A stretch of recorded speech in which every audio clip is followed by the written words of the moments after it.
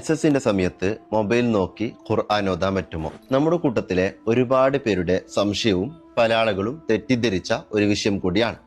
ഏറ്റവും ലളിതമായി ഇതിനുത്തരം പറഞ്ഞു തരാം. അതായത് വലിയ അശുദ്ധിയുടെ ഘട്ടത്തിൽ, അത് മെൻസസ് ആയിക്കോട്ടെ അല്ല ജനാബത്തായിക്കോട്ടെ, ഏതൊരു സാഹചര്യത്തിലാണെങ്കിലും വലിയ അശുദ്ധിയുടെ ഘട്ടത്തിൽ വിശുദ്ധമായ ഖുർആനാണെന്ന ഉദ്ദേശത്തോടെ അതിൽ നിന്ന് ഒരു ഹർഫ് പോലും ഉച്ചരിക്കാൻ പാടില്ല. അത് മൊബൈൽ ഫോൺ നോക്കി ഓതാനും പാടില്ല, അല്ലാതെ മനഃപ്പാഠമായി ഓതാനും പാടില്ല. അതേ സമയത്ത് വിശുദ്ധമായ ഖുർആൻ തൊടണമെങ്കിൽ ഉളൂഅ് നിർബന്ധമാണ്. അതായത് വലിയ അശുദ്ധിയിൽ നിന്നും ചെറിയ അശുദ്ധിയിൽ നിന്നും രണ്ട് അശുദ്ധിയിൽ നിന്നും ശുദ്ധിയായിരിക്കണം. ഇനി ഒരു കാര്യം കൂടി മനസ്സിലാക്കുക.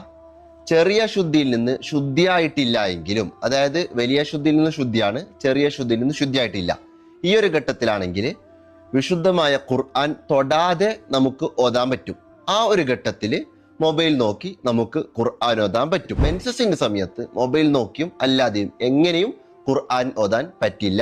നമ്മുടെ കൂട്ടത്തിൽ ഒരുപാട് പേരുടെ സംശയമാണ്. മാക്സിമം ആളുകളിലേക്ക് ഇപ്പോൾ തന്നെ ഷെയർ ചെയ്ത് കൊടുക്കാം.